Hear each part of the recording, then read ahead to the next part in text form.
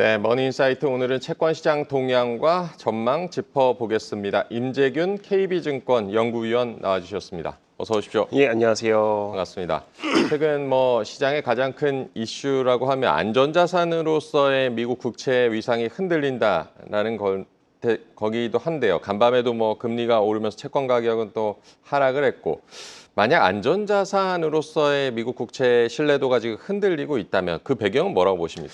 결국엔 트럼프 대통령의 좀 폭력적인 관세 정책 때문이라고 좀 보시면 될 것 네. 같습니다. 사실 트럼프 대통령이 4월 2일에 이제 상호 관세를 발표를 하고 나서 금리가 이제 하락을 했습니다. 결국에는 경기 침체 우려를 반영을 하면서 금리가 큰 폭으로 좀 하락을 하다가 한 2주 전부터 금리가 좀 상승을 하고 있고, 미국채 30년 금리 같은 경우는 이제 거의 5% 부분까지 상승을 했는데, 내용을 들여다보면은 사실 경기 침체 우려에도 불구하고 금리가 상승을 한 이유가 좀 결국에는 트럼프 대통령으로 인해서 글로벌 투자자들이 미국채에 대한 신뢰도가 좀 하락을 하고 있기 때문이라고 좀 보시면 될 것 같습니다. 기존에 이제 미국이 여러 나라들, 러시아라던가 이란 이런 나라들에 대해서 제재를 했었지만은 사실 이제 우방 국가에 대해서는 좀 그래도 긍정적으로 좀 이제 호의를 베푸는 경향이 있었는데, 이번에 상호 관세를 발표한 것을 보면은 사실 이제 쉽게 말하면 네 편 내 편이 없는 거죠. 모두를 이제 적대국으로 만들고 있고, 결국에는 모든 나라들이 미국과의 불공정 거래를 통해서 이익을 보고 있고, 우리는 이거를 바로잡기 위해서 관세를 적용을 하겠다라고 하고 있다 보니까는 모든 나라들, 그러니까 미국을 제외한 많은 나라들이 미국에 대한 조금 많은 이제 충격적인 관세에 대해서 당황을 하고 있고, 이거에 대해서 미국채에 대한 글로벌 안전자산에 대한 신뢰도 많이 좀 하락을 하고 있는 상황이다라고 보시면 될 것 같습니다.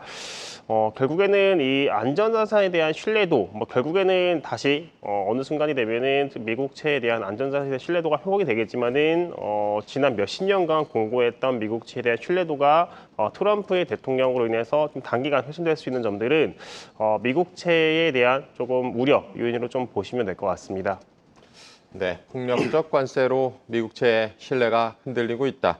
달러 역시 지금 마찬가지일 텐데요. 오늘 달러 인덱스 간밤에 보면 2022년 초 이후 최저치를 기록했고요. 거의 3년 만에 최저치고, 증시도 지금 약세고, 만약 이제 관세 협상이 어찌됐든 마무리가 된다면 미국 자산 시장의 변동성도 좀 안정이 된다고 보십니까? 네, 맞습니다. 결국에는 최근에 나오고 있는 미국채, 달러, 그리고 미국 증시의 이런 모든 변동성들이 결국엔 트럼프 대통령의 관세 정책이 촉발을 했다는 점에서 결국에는 관세 정책이 완화가 된다라고 하면은 사실은 저희는 미국 자산에 대한 좀 변동성은 많이 완화가 될 수 있는 상황이다라고 저희는 생각을 하고는 있습니다. 다만 조금 우려되는 요인은 관세 정책이 철회가 됐는데 그 사이에 경기가 빠르게 악화되는 모습들, 쉽게 말하면 경기 침체에 대한 시그널이 확인이 되는 상황에서 관세 정책이 철회가 된다라고 하면은 사실 이미 조금 너무 늦은 상황이다라고 보시면 될 것 같고요. 미국 증시, 그러니까 미국 경기가 침체에 대한 시그널을 확인하기 전에 트럼프 대통령과의 협상, 각국의 미국과의 협상을 통해서 관세율이 낮아진다거나, 혹은 트럼프 대통령이 예상보다 조금 유예 기간을 90일보다 더 늘리거나, 혹은 관세율을 낮추는 시그널들이 보인다라고 하면은 미국 자산의 변동성들은 점차 둔화가 되고 이제 축소가 될 수 있다라고 저희는 보고 있습니다. 역시 관세 협상이 중요하다라고 봐야겠습니다. 증시가 급락하고 금융시장도 지금 흔들리고, 그래서 시장은 연준의 개입을 좀 기대하는 시선이 있는데요. 파월 의장 같은 경우는 연준 푸스는 없다라고 공식적으로 선을 그으면서 지금 트럼프 대통령의 압박을 받고 있기도 한데, 연준 푸시 없다는 의미, 위원님은 어떻게 보고 계십니까? 연준 푸시 없다라는 거는 약간 조금 이제 나눠서 봐야 되는 건 있는 것 같아요. 결국에는 이제 시장이 원하는 거는 경기 침체 우려가 커졌으니까는 금리를 인하했으면 좋겠다. 그리고 이제 이제 트럼프 대통령 같은 경우도 최근 며칠 동안에 계속해서 물가는 낮고, 그리고 파월은 굉장히 이전에도 늦었기 때문에 지금 금리를 인하한다라고 압박을 하고 있습니다. 근데 연준 입장은 지금 경기는 강하다. 경기 침체 우려가 높아지긴 했지만은 이것들은 다 심리 지수인 거죠. 심리 지수가 둔화되고 있고, 그에 반해서 실물 경제 지표 같은 경우는 여전히 견고한 상황이기 때문에 연준 입장에서는 좀 기다리겠다. 거기에 플러스 관세 정책이 이제 분명히 물가에 주는 영향은 물가를 끌어올리는 영향이 있습니다. 연준의 맨데이트, 연준의 통화 정책의 목표가 물가 안정이 들어가 있다는 점에서 향후에 관세로 인해서 물가가 올라갈 수 있는 점들은 사실 연준으로 하여금 금리를 인하하는 데 굉장히 조금 저지되는 우려되는 요인이라고 보시면 될 것 같은데, 분명한 것은 이렇게 경기가 그 관세 정책으로 인해서 금리 인하는 더 더뎌질 수는 있겠지만은 유동성 경색이 나타날 경우, 금융시장의 유동성 경색이 나타날 경우에는 저희는 연준은 유동성 공급을 할 수 있는 상황이다라고 저희는 언급을 하고 생각을 하고 있습니다. 실제로 이제 지지난주 2주 전에 주말에 이제 보스턴 연준총재께서 말씀을 하신 게 미국채 금리는 아직 안정적이다. 근데 추가적인 문제가 생길 경우에 우리가 개입할 여지가 있다라고 좀 말씀을 하시는 걸 보면은 연준 입장에서도 최근에 금리가 올라가는 것들에 대해서는 점점 우려가 되는 요인으로 좀 보고 있고 이런 것들을 좀 안정화시키기 위해서 여러 가지 유동성 개입을 할 수 있는 상황이다라고 저희는 바라보고 있습니다. 네, 유동성 공급은 그래도 가능할 것이다. 지금 QT 조기 종료 가능성에 대해서는 어떻게 보고 계십니까? QT 조기 종료 가능성도 충분히 좀 있는 상황이다라고 저희는 바라보고 있습니다. 사실 이제 지난 FMC에서 연준이 QT의 속도를 조절했습니다. 이게 뭐 우연인지 아니면 의도된 건지는 잘 모르겠지만은 어쨌든 간에 상호 관세로 인해서 금리가 상승하기 전에 연준이 QT의 규모를 좀 축소했다는 점은 긍정적인 상황이다라고 보시면 될 것 같고 거기에 추가로 최근에 금리가 더 상승했다는 점들로 하여금 연준이 QT를 좀 갑작스럽게 조기에 종료할 수 있는 가능성도 저희는 충분히 열어야 되는 상황이다라고 저희는 바라보고 있습니다. 실제로 2019년이었죠. 2019년에 처음으로 이제 연준이 QT를 진행하던 상황에서도 연준은 갑작스럽게 유동성에 문제가 생기니까는 QT를 중단한 바가 있는데 최근에 미국채 금리가 상승을 하면서 연준 입장에서도 이 국채 시장 내에서 굉장히 조금 모니터링이 더 심해졌다는 점을 고려를 하면은 여기에서 금리가 더 상승했을 경우에는 저희는 연준이 갑작스럽게 QT를 종료하는 상황도 좀 생각해봐야 된다라고 저는 생각을 하고 있고요. 결국에는 QT가 시장에 국채를 공급한다라는 점을 보면은 QT가 종료가 된다라고 보시면은 국채 금리의 상승 압력은 상당 부분 완화가 될 수 있는 상황이다라고 저희는 보고 있습니다. 네, 연준에는 그래도 시장을 안정시킬 수 있는 카드들이 더 있다라고 봐야겠고요. 헤셋 백악관 경제위원장이 파월 해임을 검토한다는 뉴스도 나왔고 이번 주 그런 가운데 연준 위원들의 발언들도 지금 예정이 돼 있는데요. 금리 인하에 대해서 신중한 자세를 계속 이어간다고 보십니까? 네, 저희는 금리 인하에서는 좀 신중한 모습을 보일 거라고 보고 있습니다. 연준 위원들마다 다 생각 차이는 있지만은 기본적으로 보면은 연준의 목표를 좀 먼저 봐야 되는 것 같아요. 연준의 통화 정책의 목표를 보면은 최대 고용도 있지만은 물가 안정 2%를 이루겠다라는 이 목표를 가지고 있습니다. 근데 관세 정책이 이제 연준 위원들마다 생각의 차이는 있지만은 물가를 올린다. 물론 이 생각의 차이는 영구적으로 올릴 것이냐 아니면 일시적으로 올릴 것이냐의 차이는 있지만은 모든 연준 위원들은 다 물가에 대해서 관세는 물가를 끌어올린다라고 좀 언급을 생각을 하고 있습니다. 그러면은 지금 4월 2일부터 4월 10일부터 관세 정책이 적용이 되기 시작을 했습니다. 그러면은 저희가 빠르게 관세에 따라서 미국의 물가가 상승할 수 있는 부분들은 5월 중에 나오는 4월 물가 에서나 이제 관세의 영향을 좀 확인할 수가 있는 상황이다라고 보시면 될 것 같고 그러면 연준 입장에서는 기존에 이제 2번에서 3번 정도의 물가를 확인해야지만이 결국에는 이 관세 정책이 얼마나 물가 영향을 미치는지 확인할 수 있고 그거에 따라서 금리를 인상하거나 동결을 하거나 인하할 수 있는 상황이다라고 저희는 바라보고 있어서 연준 입장에서는 지금 당장은 금리 인하에 대한 신중률을 유지할 수밖에 없는 상황이다라고 저희는 바라보고 있습니다. 네, 연준은 금리 인하에 신중할 수밖에 없는 시점이다라고 짚어주셨는데요. 관세 정책이 지표에 어떤 영향을 미치는지 말씀하신 대로 좀 봐야겠지만 그렇다면 올해 이제 연준의 금리 인하 경로는 어떻게 전망하고 계십니까? 저희는 연준의 추가 인하 시점은 이제 7월로 생각을 하고 있습니다. 그 이유는 앞서서 말씀드린 것처럼 관세가 이제 4월부터 적용이 됐고요. 그 관세에 따라서 물가에 미치는 영향은 5월 중에 나오는 4월 물가부터 확인을 할 수 있습니다. 근데 작년 같은 경우도 이제 보면 연준이 금리를 움직일 때 보통 3번 정도의 이제 물가 상황을 보고 물가가 둔화가 됐다라고 생각을 하면은 이제 금리를 인하를 하기 시작을 하는데 그러면 이제 4월 5월, 6월 요 3번 정도의 물가는 확인을 해야지 연준이 추가적으로 인하할 수 있는 상황이다라고 보고 있고 그 전까지는 사실은 금리를 인하하기에는 관세 정책에 따른 물가의 영향을 정확하게 좀 파악하기 어렵기 때문에 연준 입장에서는 굉장히 신중론을 펼치지 않을까라고 저는 생각을 하고 있습니다. 저희는 7월에 인하를 해서 연내 총 7월, 9월, 12월 총 3차례 인하 전망을 하고 있고요.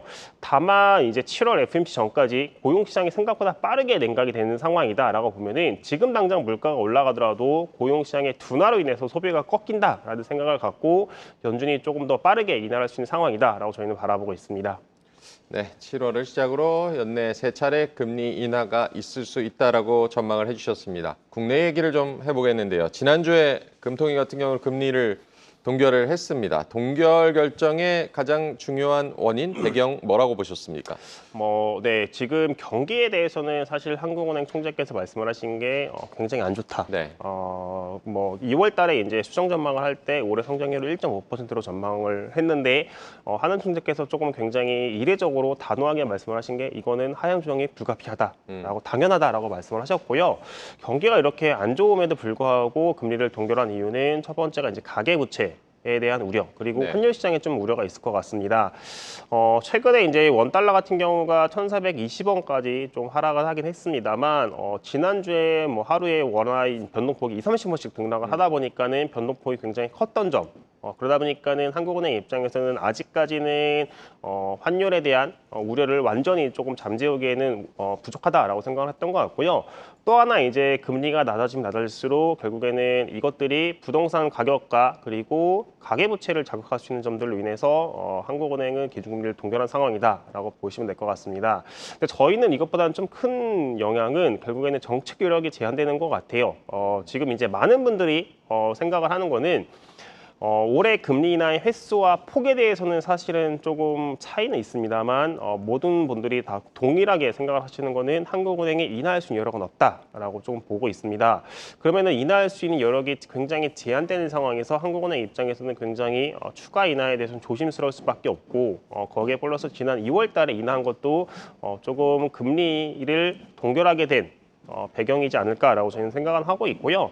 다만 이제 추가 인하 시점 같은 경우는 5월 달이 유력한 상황이다라고 보시면 될 것 같습니다. 그 이유가 결국에는 금리는 이번에 동결했지만은 경기가 안 좋다라는 점들에 대해서는 한은우 총재께서도 100% 동의를 하셨고 거기에 플러스 추가 하향 조정이 불가피하다라고 언급을 했습니다.